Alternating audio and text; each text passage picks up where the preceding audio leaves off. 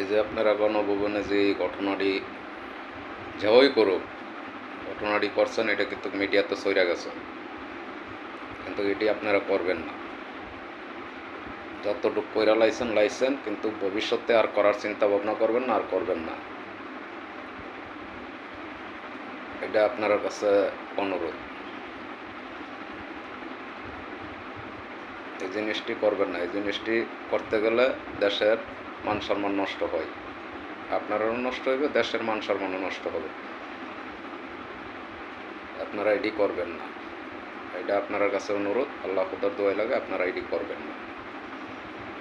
আপনারা পাশে কিন্তু অল বিশ্বের মানুষ, বাংলাদেশের মানুষ,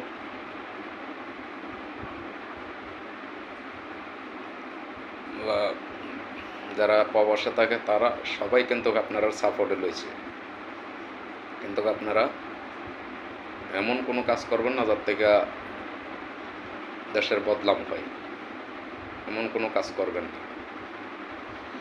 এখন আপনারা স্বাধীন, আপনারা যারে মন চা তারে ক্ষমতায় আনতে পারেন, কিন্তু আপনারা দেশের মাল সম্পদ নষ্ট করবেন না, দেশের মান সম্মান ডুবাইবেন না। এটা আপনার কাছে অনুরোধ। এটা এখনও কই, পরেও কমু, এটা আপনার কাছে অনুরোধ। দুই হাত জোর করে কই, আপনারা এটি করবেন না, এটি করবেন না।